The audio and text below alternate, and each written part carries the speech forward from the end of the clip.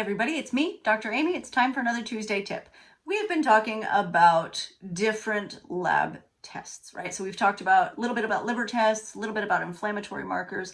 This week, I want to kind of combine lab tests with a sign or symptom that you may have seen in yourself, and that is pale poop.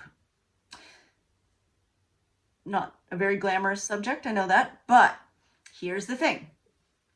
When your stool is pale, and pale might even mean white, that is possible, but when your stool is pale, what it means is less of the bilirubin conjugates. So bilirubin is like the breakdown product of your red blood cells are getting into your digestive tract to come out in like elimination products, right? In the stool.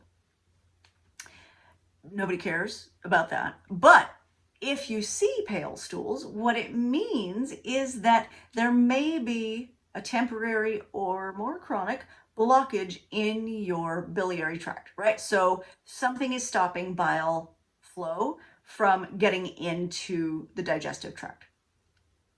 A lot of times, if you just see one pale stool, then a lot of times what happens is you've passed like a tiny little stone, right? And it was blocking a duct, that means gallstone, and it was blocking a duct for a little while, enough to make that one stool pale. That is actually super common, completely normal, and it's your body just passing stones if they're there. But if you start to see a longer term pale stool, then you may actually want to talk to your doctor about it, because what that means is something is blocking those bile ducts a little more frequently. 99%, I'm totally making up that number. Most commonly, it is actually a gallstone, right? And those can be surgically removed. If they get to that point, they may have to be surgically removed. They're a little bit difficult to pass normally when they get big enough to block off all of the bile flow. So most of the time it is a gallstone, which is, a normal thing that happens, right? That's not a big deal. Occasionally it is something else, a cyst, pancreatitis, which is inflammation that can kind of press on those little ducts. Could be liver disease, could be actually like a malignant tumor, something like that.